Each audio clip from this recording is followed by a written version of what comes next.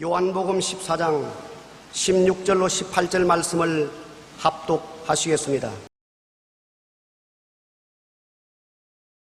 내가 아버지께 구하겠으니 그가 또 다른 보혜사를 너희에게 주사 영원토록 너희와 함께 있게 하리니 그는 진리의 영이라. 세상은 능히 그를 받지 못하나니 이는 그를 보지도 못하고 알지도 못함이라.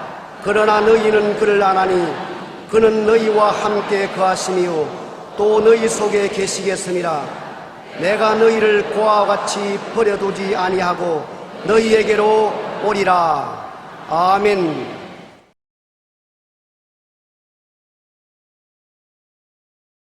오늘 저는 여러분과 함께 다른 보혜사 성령님께 관해서 말씀을 해드리겠습니다.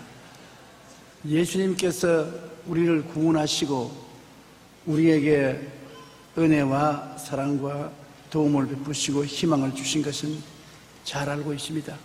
그런데 성령님은 어떠한 분이실까요? 성령께서는 하나님 삼위일체의 제3위 되신 하나님이라는 것을 알고 있지만은 구체적으로 성령께 잘 모르는 사람이 있습니다. 첫째로 신약 성경에 나타나신 성령을 여러분과 함께 알아보고자 하는 것입니다. 아버지께서 보내신 다른 보혜사라고 예수님께서 성령을 소개했습니다. 요한복음 14장 16절로 18절에 내가 아버지께 구하겠으니 그가 또 다른 보혜사를 너희에게 주사 영원토록 너희와 함께 있게 하시리니 그는 진리의 영이라. 세상은 능히 그를 받지 못하나니 이는 그를 보지도 못하고 알지도 못함이라. 그러나 너희는 그를 아나니 그는 너희와 함께 거하시며 또 너희 속에 계시겠음이라. 내가 너희를 고아와 같이 버려두지 아니하고 너희에게로 오리라. 주님이 세상을 떠나실 때 마지막 남긴 말씀이 것입니다. 제자들이 예수님이 떠남으로 근심이 꽉 들어찼을 때 주님께서 그 위로의 말씀으로 하신 말씀 중에 내가 아버지께 구하겠으니 또 다른 보혜사를 보내주겠다. 그 말은 나는 처음 보혜사인데 또 다른 보혜사를 너에게 보내주겠다. 절대로 너희를 고아와 같이 버려두지 않고 내가 다른 보혜사를 통해서 너에게 다시 오겠다. 그리고 그 보혜사, 다른 보혜사는 너희와 함께 거하시고 너희 속에 계시겠다. 어떤 자매님이 신앙상담을 와서 제게 말씀하기를 목사님 기도를 하면 내 깊은 속에서 음성이 들려오는데 이게 뭡니까? 우리는 서로 이야기하면 바깥에서 이야기하는데 목사님 이야기하셔도 바깥에서 이야기하고 귀로 듣는데 무슨 음성이 깊은 내 속에서 말씀을 하시는데 그게 무슨 말씀입니까? 내가 골반암을 앓고 있었는데 병원에서는 다리를 잘라야 된다고 말을 하는데 하나님께 기도를 하고 도와달라고 하니까 깊은 영혼의 속에서 너희 골반은 암에서 나았다.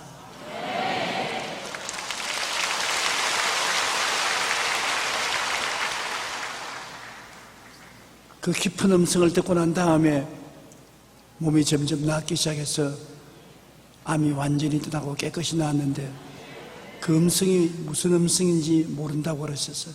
그게 바로 성령님의 음성입니다. 성령은 우리와 함께 거하시며 우리 속에, 영혼 속에 와서 거하시는 것입니다. 여러분, 마음보다 더 깊은 곳이 영입니다.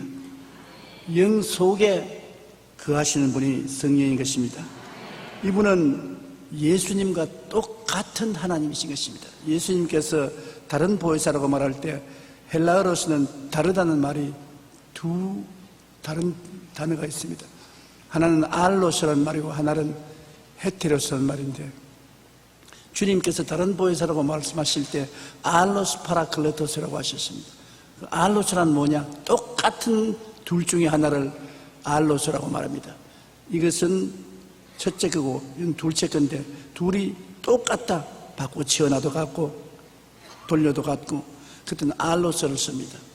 그런데 영 다른 것은 너와 나와는 영 다르다. 남자와 여자가 다르고 하늘과 땅이 다른 것처럼 영 다른 것은 헤테로스라고 말하는 것입니다. 영 다르다. 그런데 예수님께서 내가 너에게 헤테로스 파라클레토스를 보내겠다고 했으면 아이고 절단입니다. 우리는 다른 보혜사인 영 다른 사람 보혜사를 보내니까 모릅니다 하지만 알로스 파라클레토스를 보내겠다고 했으니 알로스는 나와 똑같은 분이다. 나와 바꿔쳐놔도 내가 건지 그가 낸지 분별 못할 정도로 똑같은 보혜사를 보낸다. 그러므로 보혜사 성령이 오셨기 때문에 그를 통해서 예수님은 나타나시는 것입니다. 보혜사란 말은 영어로는 카운셀라고 헬라어로는 파라클레토스인데 그 의미는 뭐냐면 하나님께로부터 보내심을 받아 우리를 돕기 위해서 항상 함께 계시니라는 것입니다. 그냥 하루 이틀 돕는 것이 아니라 예수 믿는 그날부터 천당 가는 날까지 항상 우리 곁에 있어서 도와주시는 분을 파라클레토스라고 말합니다. 보혜사의 역할은 제일 먼저가 돕는 자이고 우리를 도와주셔서 봉사와 전도의 능력을 갖게 하는 것이고 그 다음이 교사, 가르치는 역사를 하시고 깨닫게 하시고 그 다음은 위로자, 기쁨, 평안, 용기를 주고 위로해 주시는 역사를 하는 분이고 그 다음은 대언자, 우리를 대신해서 하나님께 간절히 기도해 주는 하나님이시고 그 다음에는 상담자, 문제 해결을 해 주시는 지혜를 주시는 하나님이신 것입니다. 그러므로 보혜사가 오셔서 우리가 보혜사에 의지하면 도와주시고 가르쳐 주시고 위로해 주시고 기도해 주시고 우리에게 상담해 주시는 하나님이신 것입니다. 이 보혜사 성령은 인격적인 하나님인 것입니다. 여러분과 저같이 꼭 인격을 가지고 계세요. 지식과 감정과 의지를 가지고 있는 것입니다. 성경에는 보혜사 성령께서는 지식을 가지고 있다는 것을 고린도전서 2장 10절에 성령은 모든 것 곧 하나님의 깊은 것이라도 통달하신다. 하나님 사정을 환히 아신다. 하나님이시니까 하나님 사정을 확 알 수밖에 없죠. 감정은 에베소 4장 30절에 하나님의 성령을 근심하게 하지 마라. 감정이 있으니까 희노애락이 있지 않습니까? 근심을 하는 것은 감정이 있기 때문에 그런 것입니다. 그리고 의지가 있는 것은 고린도전서 12장 11절에 이 모든 일은 같은 한 성령이 행하사 그의 뜻대로 각 사람에게 나누어 주시니라. 성령님 뜻대로, 우리 뜻대로 아니라 성령님 뜻대로 하시는 것입니다. 바울을 택해서 선교사로 보낼 때에도 안디옥 교회에서 바울과 바나바를 내가 시키는 일을 위해서 택하라 했습니다. 주님이 택해서 세우시는 것입니다. 의지를 가지고 계신 것입니다. 지식과 감정과 의지를 가지면 몸이 있든지 없든지 인격자인 것입니다. 우리는 인격이라고 말하면 사지백체를 가진 육체를 가져야 인격인 줄 아는데 그렇지 않습니다. 지식과 감정과 의지를 가지고 있으면 육체가 없어도 인격자인 것입니다. 성령은 인격을 가지고 계시므로 성령을 기계처럼 대접하면 안 됩니다. 물체로 대접하면 안 됩니다. 인격이 없는 동물처럼 대접하면 안 됩니다. 고상한 인격을 가진 성령님이시기 때문에 성령님을 인정하고 환영하고 모셔드리고 의지해야 되는 것입니다. 손님이 오면 손님을 귀하게 대접하지 않습니까? 아주 고귀한 손님은 아주 고귀하게 대접을 합니다. 중간쯤 되는 사람은 중간쯤, 친구는 야자하고 하지만은 그러나 사람은 인격자이기 때문에 인정을 해야 되고 환영을 해야 되고 모셔드려야 되고 또 필요하면 도움을 청해야 되는 것입니다. 그러므로 성령께서 아무리 우리와 같이 계시도 우리가 무시해버리면 성령은 우리를 위해서 일하실 수가 없습니다. 성령은 소멸되고 마는 것입니다. 그러나 무시하지 말고 항상 성령님 인정합니다, 환영합니다, 모셔드립니다, 의지합니다, 도와주시옵소서. 그러면 성령님이 도움을 베푸시는 것입니다. 저는 항상 습관적으로 하나님 사업을 하러 나갈 때 성령님 함께 갑시다, 꼭 그 말을 합니다. Dear Holy Spirit, let's go. 함께 갑시다. 성령님 도와주시옵소서. 성령님 기름 부어 주시옵소서. 성령이 오시면 완전히 달라지는 것입니다. 강단에 서서 말씀할 때와 자리에 돌아가서 앉을 때 완전히 달라집니다. 자리에 앉을 때는 완전히 인간적인 조용기입니다. 내가 봐도 힘도 없고 약하고 몸도 허약하고, 그런데 강단에 서면 성령께서 쫙 오시면 완전히 다른 사람이 되는 것입니다.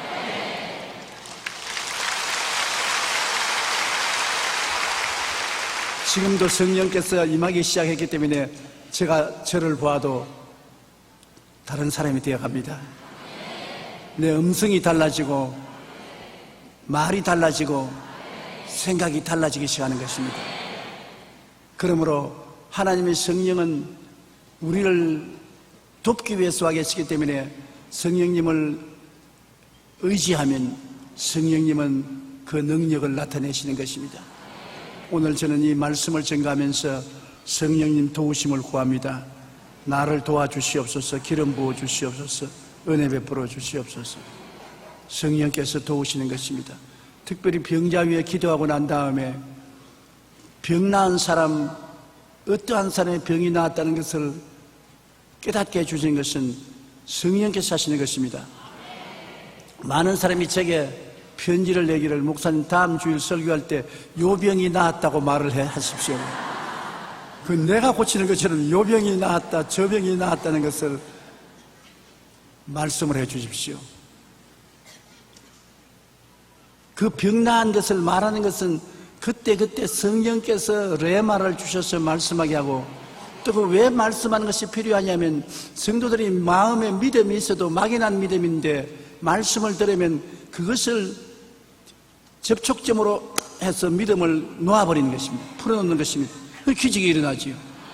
믿음을 늘 가지고 있지만은 그러나 그것을 풀어놓지 못합니다. 그런데 딱 심장병이 나았다. 나보고 하는 말이다. 믿습니다. 믿음을 풀어놓거든요. 그러므로 말을 하는 것은 참 중요합니다.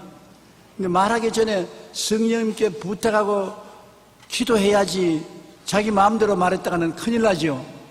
그렇기 때문에 성령님 도와주시옵소서, 말씀하여 주시옵소서, 깨닫게 해 주시옵소서. 성령님과 함께 목회를 해야 도움을 베풀 수가 있는 것입니다. 성경에는 성령님을 바람이나 생수나 비둘기나 불이나 기름으로 비유를 하고 있는데, 그렇기 때문에 비인격적으로 생각할 때가 많습니다. 성경은 이런 비유를 쓰는 것은 성령의 성격을 우리에게 잘 깨닫게 하기 위해서 현실적인 사물을 가지고 비유를 하고 있는 것입니다. 성령은 바람같이 와서 계신다.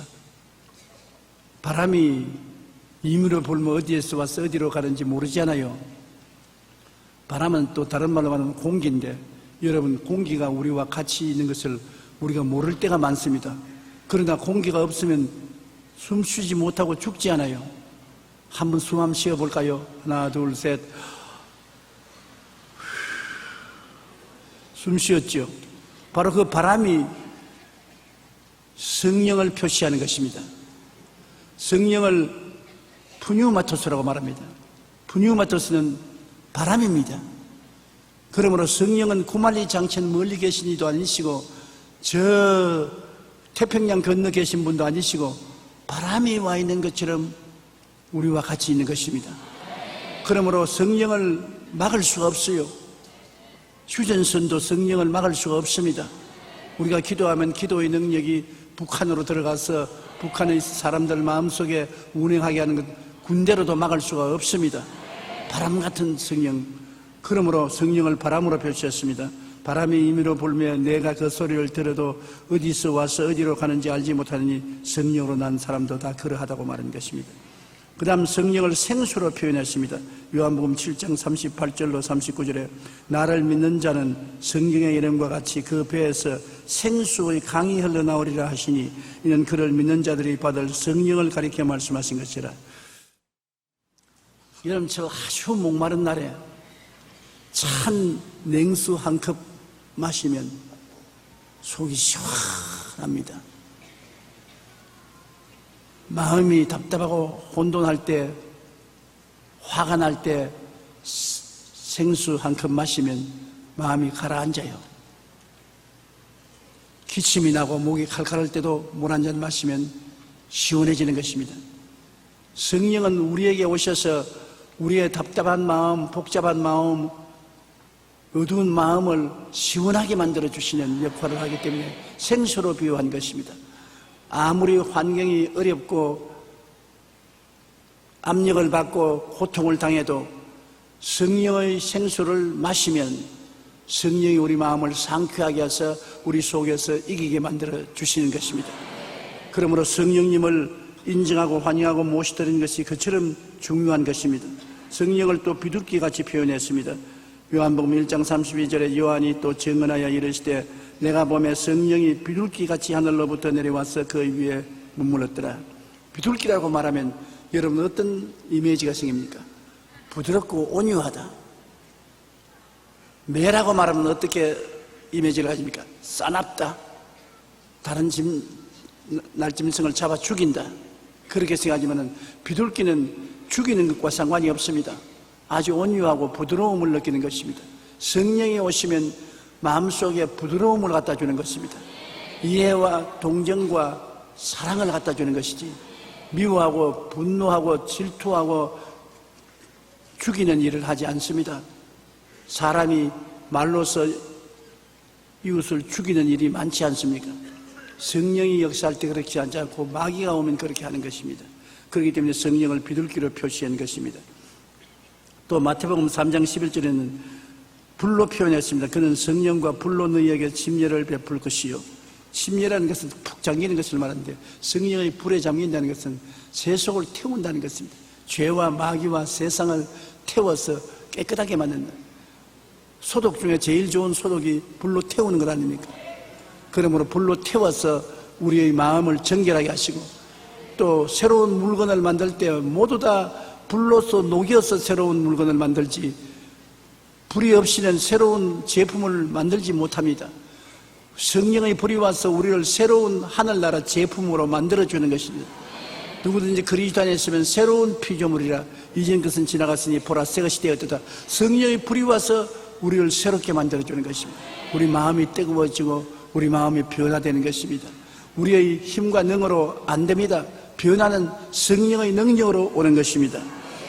그 다음에는 성령을 기름 부으심으로 표현했습니다. 요한 1서 2장 27절에 너희는 주께 받은 바 기름 부음이 너희 안에 거하나니 아무도 너희를 가르칠 필요가 없고 오직 그의 기름 부음이 모든 것을 너희에게 가르치며 기름 부음이라는 것은 옛날에 성경에 보면 하나님께서 기름을 부어서 선택을 하신 것입니다.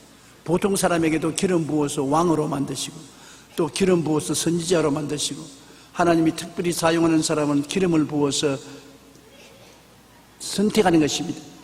성령이 기름 부으셨다는 것은 하나님의 택하심을 말하는 것입니다. 성령이 기름 부으셔서 여러분을 하나님의 특별한 백성으로 택하신 것입니다. 이렇게 비유로 말씀하신 것입니다. 그러므로 성령의 인격식임으로 거역하지 말고 소멸하지 말고 슬프게 하지 말고 회방치 말아야 된다. 성령을 거역하고 성령의 음성이 자꾸 들리는 것도 자꾸 반대하고 반대하면 성령이 소멸해지는 것입니다. 그리고 성령을 자꾸 슬프게 하면 성령께서 우리를 위해서 일하지 못합니다. 성령을 내가 거역했는지 소멸했는지 슬프게 했는지 어떻게 하느냐? 성령의 느낌이 우리에게 오는 것입니다. 우리가 하나님 뜻을 받들지 않을 때 마음이 굉장히 슬퍼지고 굉장히 마음이 괴로워지는 것입니다. 그 마음이 성령이 우리 마음 속에서 슬퍼하고 괴로워하는 것을 말하는 것입니다. 그러므로 마태복음 12장 31절로 32절에 내가 너희에게 이르노니 사람에 대한 모든 죄와 모독은 사하심을 얻되 성령을 모독하는 것은 사하심을 얻지 못하겠고 또 누구든지 말로 인자를 거역하면 사하심을 얻되 누구든지 말로 성령을 거역하면 이 세상과 오는 세상에서도 사하심을 얻지 못하리라. 성령이 비치면 우리가 하나님 앞에 나갈 수가 없다는 것입니다. 성령은 쉽게 표현하면 한 가정에서 어머니와 같습니다. 아버지하고 여간 마음이 상해도 어머니가 중간에 서서 잘 설득을 하면 쉽게 아버지하고 다시 화해가 될 수 있는 것입니다. 그러나 어머니하고 마음이 상해 놓으면 어머니가 남편에게 속닥속닥 해서 자꾸 거부하고 부정적인 말을 하면은 남편도 별 도리 없이 그렇게 따라가는 것입니다. 어머니의 마음을 상해 놓으면 도저히 화해할 수가 없습니다. 그렇기 때문에 아버지하고 마음 상한 것은 어머니에게 아양을 떨면 문제가 해결되는데 어머니에게 마음의 상처를 줘놓으면 누구에게 아양을 떨 사람도 없어요. 그렇기 때문에 성령은 어머니와 같은 역할을 하고 있기 때문에 성령님을 절대로 우리가 회방하지 말아야 되는 것입니다. 예수님께서 에게 부탁한 것이 성령을 모독하지 말라, 그리고 성령을 거역하지 말라. 이 세상에 사함을 받지 못하면 영원히 사함 못한 고통을 당할 수도 있다는 것입니다. 그렇기 때문에 성령님과 우리는 좋은 관계를 맺도록 노력을 해야 되는 것입니다. 둘째로 우리는 성령님이 무엇을 직접적으로 하시는지 알아봐야 되는 것입니다. 성령이 하시는 가장 주된 일은 회개시키는 일인 것입니다. 여러분, 아무리 회개하려 해도 마음이 움직이지 않으면 회개가 안 돼요. 그러나 마음이 성령으로 역사하면 회개가 되어요. 1906년에 평양 교회에서 큰 부흥이 일어났었습니다. 거기에 부흥이 일어난 이유는 부흥회를 열었는데 사람들이 감동을 안 받아가지고서 아주 냉랭해요. 장대째 교회는 평양에서 제일 큰 교회인데 아무리 설교를 듣고 찬송을 부르도 냉랭합니다. 그런데 거기에 있는 장로님, 길선주 장로님이 일어나서서 내가 여러분 회개할 것이 있습니다. 그 교인들이 다 놀라서 가만히 듣고 있습니다. 내 친구가 죽었을 때 나에게 부탁이를 내 재산을 잘 정리해서 내 아내에게 전달해주고 내가 없는 내 아내를 네가 내 친구니까 좀 잘 돌봐주라고 부탁하라고 재산을 떴어요. 그리고 그 친구의 재산 문서와 도장을 다 자기가 받았습니다. 친구를 장례 지내고 난 다음에 친구의 아내를 위해서 재산을 정리하면서 그 중에 얼마를 떼먹어 버렸었어요. 얼마를 포켓에 넣어버리고 나머지를 이 전부라고 해서 그 부인에게 전달해주고 있었는데 그 부흥회 때 다른 사람은 아무 감동을 안 받았는데 길선주 장로만은 마음속에 큰 고통을 당했습니다. 성령께서 야, 이 도둑놈아, 네가 장로냐? 너희 친구 부인의 돈을 떼먹고도 떳떳한 얼굴로 앉아있는 네가 장로냐? 야, 이 도둑놈아. 그래서 견딜 수가 없어서 성도들 앞에 나와서 나는 나쁜 놈입니다. 난 도둑놈입니다. 친구의 아내의 돈을 훔쳐먹은 놈입니다. 나는 그 돈을 오늘 당장 다 돌려드리겠습니다. 회개하자. 그걸 동결해서 성령이 바람처럼 불어와서 모든 사람이 회개하기 시작했습니다.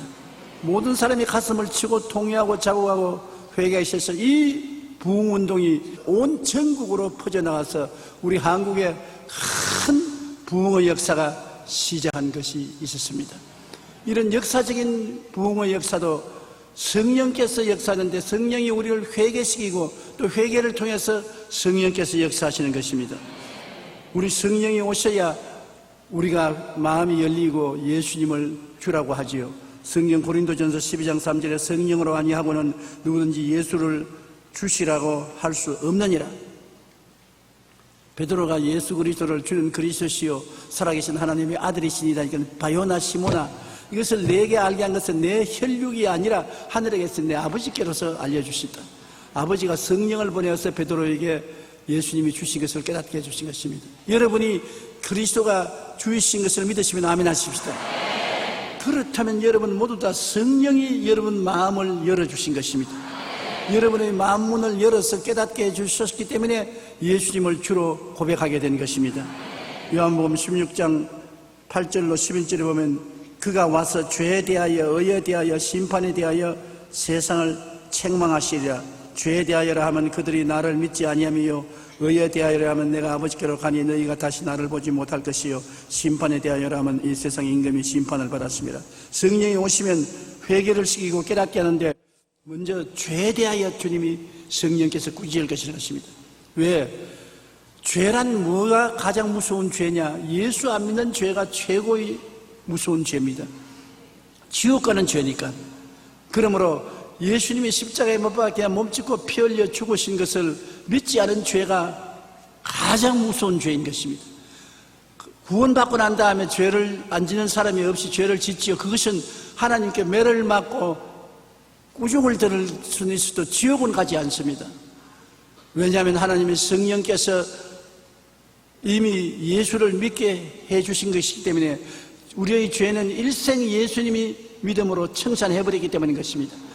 제일 무서운 죄가 안 믿는 죄인 것입니다. 성령이 오시면 죄에 대하여라 하면 말을 믿지 않기 때문에 죄를 짓고 있으므로 그를 꾸짖는다는 것입니다. 그다음에 의에 대하여 하면 내가 아버지께로 가미라. 사람들은 예수님이 정말로 하나님 아들이냐, 정말 하나님이 보내신 분이냐 의심을 많이 가지고 있는 것입니다.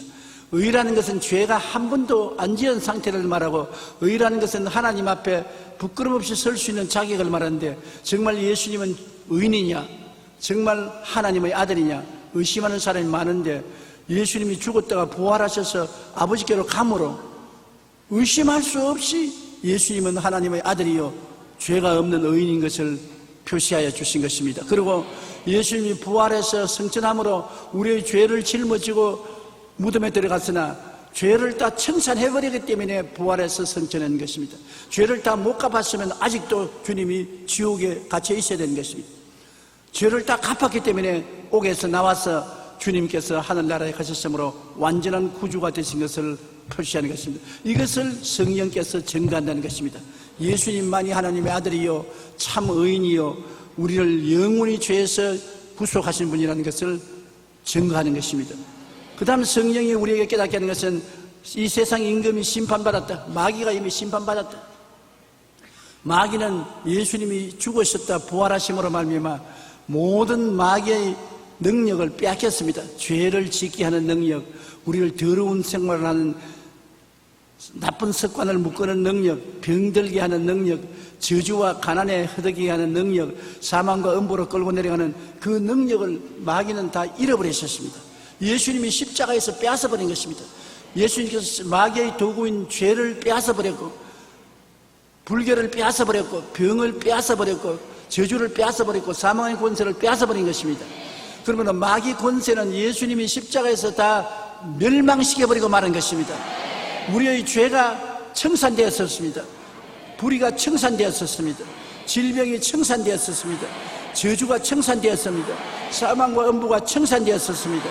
그러므로 우리는 예수 그리스도 안에서 죄를 이기고 용서받은 의인이 되었으며 거룩한 성령 충만한 사람이 되었으며 치료받은 건강한 사람이 되었습니다. 병을 위해서 기도할 때 하나님 내 이 병을 고쳐주십시오 하지 마십시오. 병은 이미 27년 전에 고침받은 것입니다. 하나님 고침받은 병을 지금 치료하여 주시옵소서. 이미 실제로는 27년 전에 이미 마귀에게 병의 권세를 주님 빼앗아 고쳐서 버린 것입니다. 그 권리를 지금 내게 행사하여 주시옵소서. 그래서 하나님 위가 나쁘면 하나님 이미 나은 이 윗병을 지금 고쳐주시옵소서. 암이 걸렸으면 하나님 이미 고쳐주신 암을 지금 치료하여 주시옵소서. 그러면 얼마나 담대하게 기도할 수 있지 않습니까? 이미 나은 것을 달라고 하는데, 이미 우리 주님이 돈 다 지불해 놓은 것을 그 상품을 달라고 하는 것인데 얼마나 당당한 것입니까? 그리고 우리의 모든 저주는 예수님이 이미 다 청산해버렸었습니다. 가난도 청산해버린 것입니다. 2000년 전에 청산해버리고 아브라함의 복을 허락해 주신 것입니다. 사망과 음부도 주님이 2000년 전에 멸한 것입니다. 사망아 너희 쏘는 것이 어디 있느냐, 사망아 너희 오늘 이기는 것이 어디 있냐고 바울은 말하는 것입니다. 우리에게 믿음으로 영생 복락을 주신 것입니다. 그러므로 이 세상 임금이 심판을 받았습니다. 마귀가 큰 소리하고 돌아다녀도 이것은 모든 능력을 빼앗긴 거짓의 애비가 되었습니다. 지금은 합법적으로 우리를 도역질하고 죽이고 멸망시키지 못합니다. 협박하고 공갈하고 속여서 하는 것입니다. 거짓말로 하는 것입니다. 진리를 알지니 진리가 너희를 자유케 하리라. 여러분이 진리를 알면 마귀가 가져오는 것을 예수 이름으로 물리치면 되는 것입니다. 물러가라. 세례 요한부터 천국은 지금까지 침노를 당하느니 침노하는 자는 빼앗는다고 말했는데, 강하고 담대하게 믿음으로 알고 침노에 들어가면 빼앗을 수 있는 것입니다. 여러분이 마귀가 속여서 잡고 있는 모든 은혜를 빼앗아야 되는 것입니다. 주님은 은혜로서 여러분에게 주신 것입니다. 여러분은 용서받은 의인입니다. 한번 따라 말씀해주세요. 나는 예수님을 통해서 용서받은 의인이 되었습니다. 거룩하고 성령 충만한 사람이 되었습니다. 치료받고 건강한 사람이 되었습니다. 아브라함의 복을 받은 사람이 되었습니다.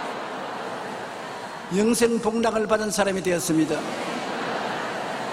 그러므로 이 세상 임금이 심판을 받았고 마는 것입니다. 더 이상 임금 노릇 못합니다. 모르는 사람이 종노릇 하지, 여러분처럼 깨달은 사람은 단호하게 물리치고 이길 수가 있는 것입니다. 이것이 바로 성령께서 우리에게 와서 하시는 일인 것입니다. 우리를 하여금 죄를 회개하고 예수를 믿게 하시고 그리스도만이 우리의 구주가 되시고 의로운 하나님이 되신 것을 알게 하시고 마귀가 심판받은 것을 깨닫게 해주시는 것입니다. 가장 위대한 성령의 역사는 예수님께 대한 증거입니다. 예수님과 성령은 다른 보혜사이기 때문에 꼭 같은 예수님이기 때문에 오셔서 예수님을 드러냅니다. 성령님은 내가 성령이다, 내 말 들으라, 그렇게 말씀하지 아니하시고 항상 예수님을 여러분이 깨닫게 하시고 나타나게 하시는 것입니다. 요한복음 15장 26절에 내가 아버지께로부터 너에게 보낼 보혜사 곧 아버지께로서 나오시는 진리의 성령이 나오실 때 그가 나를 증언할 것이라고 예수께서 말씀한 것입니다. 성령이 당신을 증언하는 것이 아니라 예수님을 증언합니다. 요사이 이단 사설의 두목들이 하는 말이 자기가 특별한 하나님의 아들이다, 자기가 보혜사다, 자기를 자꾸 내세웁니다. 여러분, 이것은 전부 사기꾼입니다. 거짓말쟁입니다.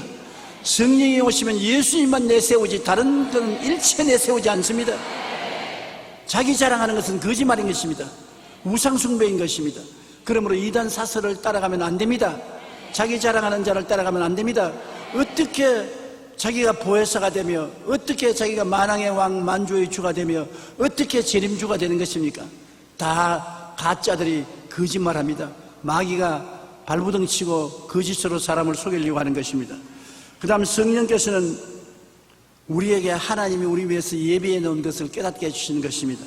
고린도전서 2장 9절로 10절에 보면 하나님이 자기를 사랑하는 자들을 위해서 예비해 놓은 모든 것을 눈으로 보지 못하고 귀로도 듣지 못하고 마음으로도 깨닫지 못하였다는 것 같은 일. 그러나 성령께서 이 모든 것을 우리에게 깨닫게 하시는 것이니 성령은 하나님의 깊은 것이라도 알고 계십니다. 여러분, 하나님은 우리를 위해서 예비한 것이 얼마나 많습니까? 예수 그리스도 안에서 십자가를 통해서 예배해 놓은 것이 용서와 성결과 치료와 축복과 영생 복락도 예배해 놓은 것입니다. 거기에 플러스해서 주님께서 성경의 창세기부터 계시록까지 얼마나 많은 은혜를 예배해 놓았습니까? 그러나 읽어도 무슨 말인지 알지를 못하면 소용이 없지 않습니까? 검은 것은 글이요 흰 것은 종이다. 그렇게 하면 아무것도 모르잖아요. 나는 하나 가정을 하는데 그 남편이 대학 교수입니다. 아내도 애들도 다 교회에 나와서 예수를 잘 믿는데 남편도 부인의 설득에 해서 교회에 따라와서 설교를 듣고 집에 와서 성경을 읽으려고 하는데 성경을 펼쳐놓으면 아무것도 안 보여요. 다른 책은 잘 읽는데, 신문도 잘 읽는데 성경은 펼쳐놓으면 못 읽어요. 그럴 리가 있느냐? 내가 직접 시험해 봤습니다. 그 집에 가서 내 앞에서 성경 읽으라니까 대학 교수인데 성경을 못 읽는단 말이에요. 그럼 그 자리에서 신문을 보고서 이 신문 한번 읽어보라니까 잘 읽습니다. 그래서 자기도 그래요.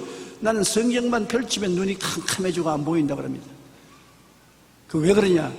마귀가 그 눈을 어둡게 해서 하나님의 진리의 말씀을 읽지 못하게 한 것입니다. 그래서 위에서 기도하고 귀신을 쫓아내고 성령이 도와달라고 하고 난 다음 그 다음 성경을 읽으니까 눈을 비비더니만 이래 잘 보이네. 그러면서 줄줄줄줄 잘 읽어나가는 것입니다. 성령이 오시면 하나님이 예비하신 진리를 깨달아 알게 만들어 주시는 것입니다. 그렇기 때문에 성령이 오시면 성령께서 가난한 자에게 복을 주시는 예수님을 깨닫게 해주시고, 포로된 자에게는 자유를, 눈먼 자에게는 다시 보게 함을 증가하고, 눌린 자를 자유케 하고 하나님의 은혜의 해를 전파하는 주님의 역사를 깨닫게 해주시는 것입니다. 교회 왔다고 해서 늘 부정적인 말만 하고 탄식하고 좌절하고 우울하고 절망하면 하나님의 진리를 몰라서 그렇습니다. 하나님이 예수 안에서 역사하는 것은 이러한 마음을 하나님의 축복으로, 긍정적으로, 적극적으로 축복으로 채우기 위해서 오신 것이기 때문인 것입니다. 깨달아야 돼요. 먼저 깨닫고 꿈꾸고 믿고 말하면 하나님의 역사가 일어나게 되는 것입니다. 성령은 물론 우리에게 오면은 하나님의 은사를 주시지요. 크고 적은 은사를 주시는데 가장 처음 주시는 것은 9가지 성령의 은사입니다. 지혜의 말씀, 지혜롭게 만드는 것이 아니라 필요할 때 고만한 지혜를 주는 것이기 때문에 지혜의 말씀의 연사, 지식의 말씀의 연사, 영분별의 연사, 방언 연사, 방언 통역, 예언의 연사, 능력의 연사, 친유의 연사, 기적의 연사를 주님께서 주셔서 우리 가운데 그때 필요할 때마다 그 사람을 통해서 말씀이 임하여서 역사가 일어나는 것입니다. 나는 지혜의 은사를 받아서 만사 형통하고 모든 것을 다 안다. 거짓말입니다. 바보에게 지혜로운 말 한마디를 그때 탁 주셔서 문제를 해결하시는 것이 그게 지혜의 연사입니다.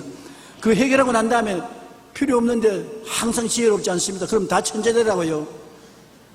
나는 지식의 연사를 받아서 모든 것을 안다. 알기는 뭘 알아요. 자기 자신도 모르면서. 그러나 꼭 내가 필요할 때 지식의 연사가 합니다. 예를 들면 병 나은 사람, 오늘 폐병이 나왔다, 암이 나왔다, 절름발이가 나왔다. 그때 그 사항을 깨닫게 해주셔서 그걸 써먹고 나면 그 다음 다른 건 모릅니다. 말씀을, 지혜의 필요한 그 말씀, 지식의 말씀, 영분별의 말씀을 주시는 것입니다. 그러므로 하나님의 성령의 은사를 주어서 하늘나라의 역사가 일어나게 해달라고 우리가 늘 간구해야 될 것입니다.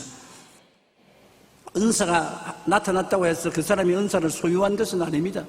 필요할 때 하나님이 그 은사를 주셔서 그 사람을 통해서 사용하는 것입니다.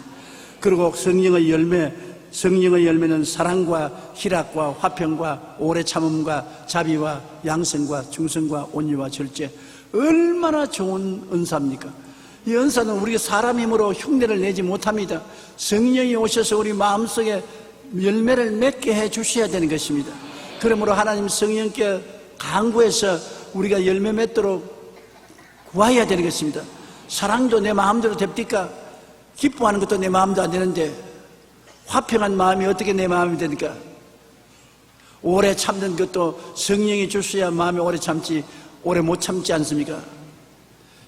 아주 양선한 심령, 온유한 심령, 하나님 성령께서 와서 비둘기 같은 마음을 주셔야 되지 않습니까?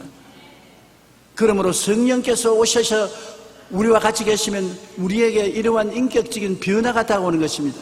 성령이 같이 계시면 이러한 인격 사랑과 희락과 화평과 오래 참음과 자비와 양성과 중성과 온유와 절제와 같은 이런 분위기가 만들어지고 그 인격이 형성되고, 또 성령이 와 계시면 성도들 가운데서 역사하셔서 지혜의 말씀, 지식의 말씀, 영분별의 은사가 여기저기 나타나고, 방언 통역, 예언의 은사도 나타나고, 기적의 연사, 친유의 연사, 능력의 연사가 나타나서 하나님이 우리 가운데 계시구나. 안 믿는 사람이 와서도 여기 특별하다, 하나님 역사가 일어나는 곳이구나 깨닫게 만들어 주시는 것입니다. 온갖 좋은 은사와 온전한 선물이 다 위로부터 빛들의 아버지로부터 내려온다고 야고보는 1장 17절에 말한 것입니다. 은사도 성령께서 주시고 열매도 성령께서 맺어주시는 것입니다. 이 은사와 성령의 열매가 맺어져서 덕을 세우고 위로하고 안위하고 하나님의 나라가 역사하도록 도와주시는 것입니다. 셋째로 우리가 성령의 체험에 대해서 좀 알아보십시다. 성령은 어떠한 단계로 체험해졌냐? 성령은 중생의 영으로서 우리에게 와서 우리가 체험합니다. 예수 그리스도께서 하루 집에 계신데 밤에 어두운데 니고데모라는 바리새인 중에 선생이 찾아왔어요. 사람들이 볼까 싶어서 숨어서 왔습니다. 그때 바리새인 중에 선생이 예수님을 찾아왔다면 완전히 망신당합니다. 그 몰래 찾아온 것 보니 굉장히 기특하고 용감한 사람입니다.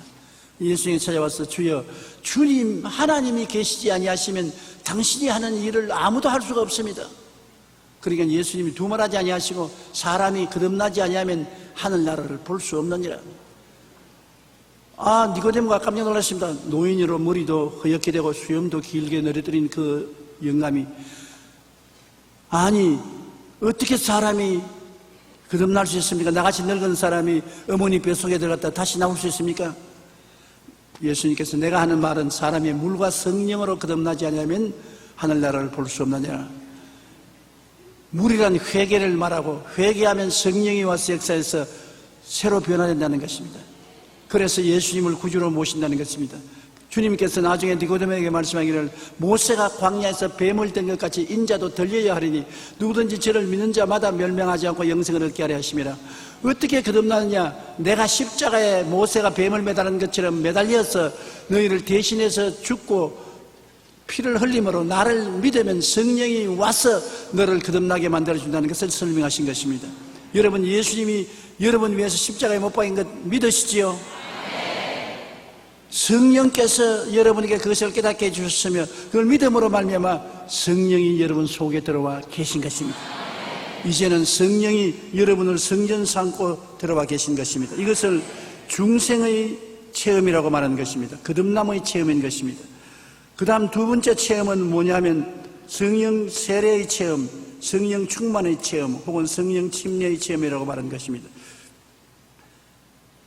제자들이 마가 요한의 다락방에서 합심으로 기도할 때 오순절날 이름에 성령이 임하심으로 각 사람 머리에 불의 같이 갈라진 것 했더니 성령의 충만함을 받고 성령이 말하게 하심을 따라 다른 방언으로 말하기 시작하더라고 말하는 것인데, 성령 세례 혹은 성령 충만이라고 말하는데 그 증거는 방언입니다.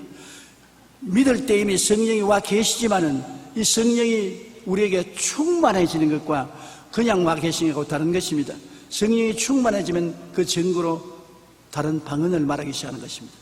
방언 말 안 했으니 성령이 안 계신 것은 아닌 것입니다. 바람같이 와 계시지만은 성령이 충만한 것은 그 표적으로 방언을 말하게 되는 것입니다.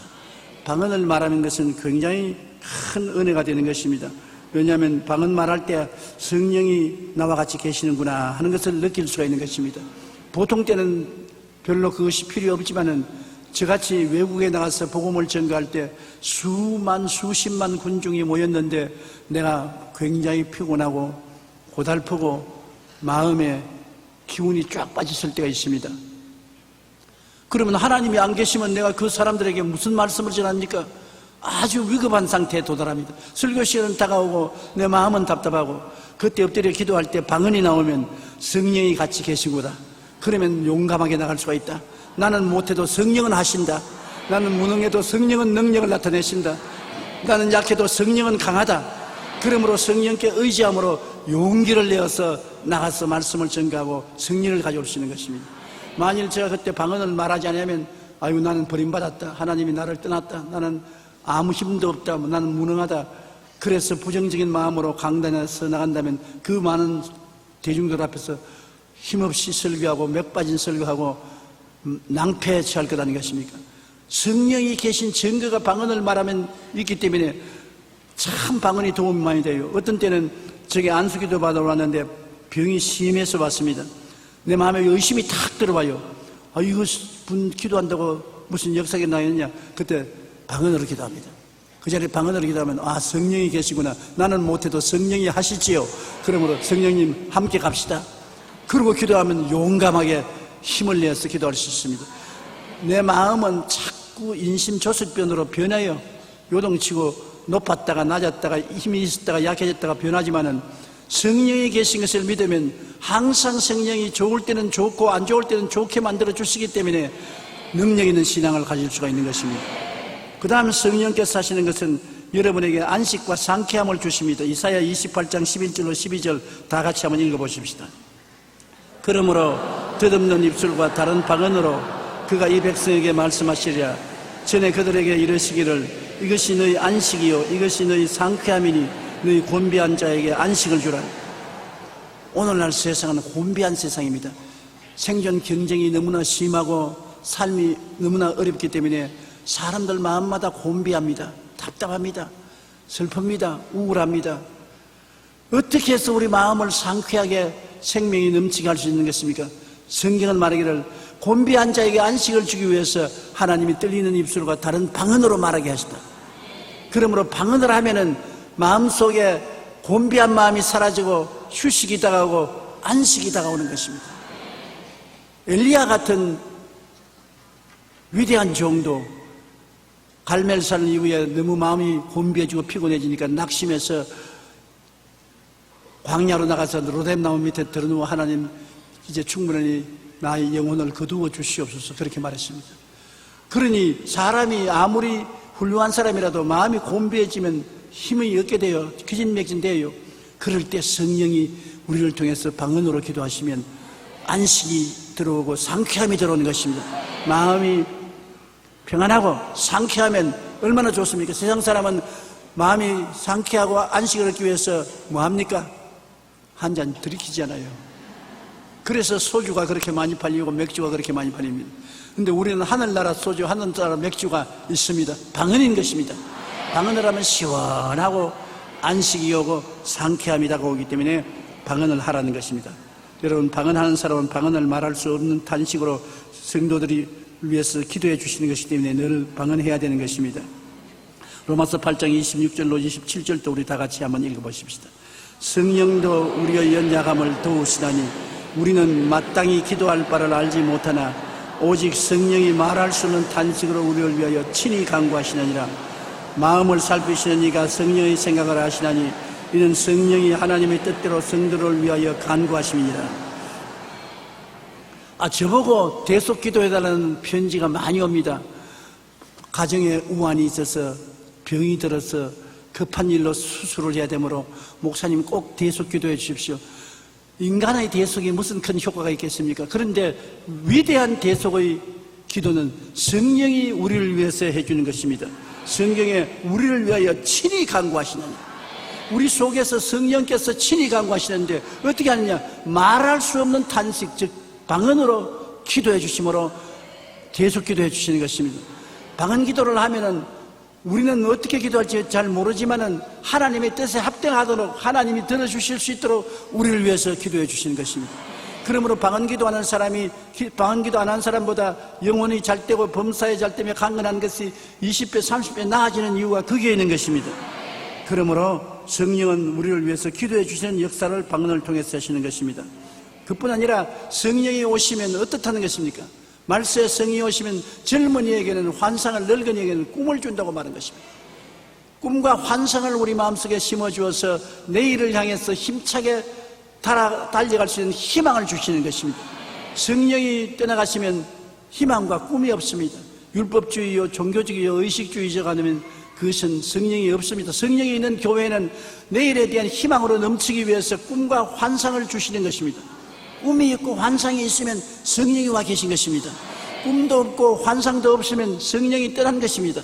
오늘 이 시간에 여러분께서 성령을 모셔드리면 성령이 내일에 대한 희망을 반드시 주시는 것을 믿으시기 바랍니다. 구약 4천년은 아버지 하나님의 시대요, 신약 33년은 하나님 아들 예수님의 시대요, 그 다음 이후에 오순절 이후에 교회 시대는 성령님의 시대인 것입니다. 구약 4,000년 동안은 아버지가 정면에 나서고 예수님과 성령은 뒤에서 역사했습니다. 하나님의 영으로, 하나님의 사자로 역사했는 것입니다. 신약 33년 동안에는 하나님의 아들이 정면에 나오고 아버지와 성령은 예수님 백그라운드에서 일을 하셨습니다. 이제 오순절 이후에는 지금은 성령이 우리 가운데 와서 역사하고 아버지와 아들은 성령 배후에서 역사하고 계신 것입니다. 그렇기 때문에 성령을 모르고는 교회 시대에 올바른 신앙을 할 수가 없습니다. 아버지도 아들도 성령을 통해서 우리는 알 수 있는 것입니다. 성령을 통해서 예배하고 믿을 수 있는 것입니다. 그렇기 때문에 성령을 인정하고 환영하고 모시드리고 의지하고 충만한 것은 우리가 절실하게 필요한 것입니다. 성령 없이면 이 곤비한 세상을 이겨나갈 수가 없고 죄에 대하여, 의에 대하여, 마귀에 대해서 승리할 수도 없습니다. 성령이 오늘 이 자리에 여러분과 같이 계십니다. 우리는 성령님이 전면에 나타나시고 예수님과 아버지 하나님은 성령 뒤에서 역사하는 때에 살고 있어서 성령과의 관계와 교통이 신앙생활에 활발하게 이루어져야만 되는 것입니다. 이것 없이는 우리가 올바른 신앙생활을 할 수가 없습니다. 성령님을 인정하시면 아멘 하십시다. 환영하시면 아멘 하십시다. 모시드리면 아멘 하십시다. 감사하면 아멘 하십시다.